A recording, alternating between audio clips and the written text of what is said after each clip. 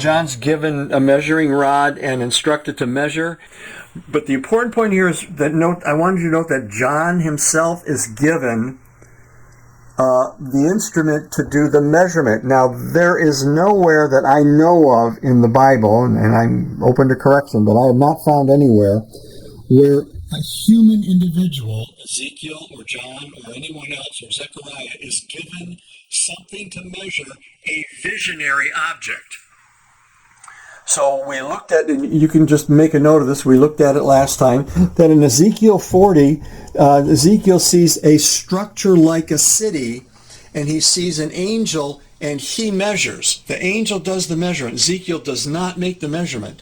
And again, later on in Revelation 21, John sees the holy city, coming down, the New Jerusalem, and he sees an angel with them, and the angel measures. John sees, but the angel measures, because John cannot measure a visionary structure, or a visionary object, okay? There's no precedent for that, at least that I can found yet in the scriptures. But an angel can measure a visionary structure, and a human being can measure or assess the physical structure. For that reason, when John is told to measure the temple, the sanctuary, actually the naos, the inner sanctuary is what he's being told to measure, is that he is able to make that assessment. Now, how exactly he did it, we don't know.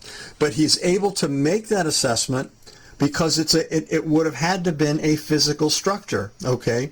And there's even one more, which is kind of an interesting but odd one. In Zechariah 2, we have almost this combination of physical and spiritual, where an angel is running to measure the physical geography of where Jerusalem ought to be and how large it ought to be, and he's interrupted, and the Lord instructs him that Jerusalem is going to be built without walls, and God's going to be, the true Jerusalem will be one that is not a physical structure.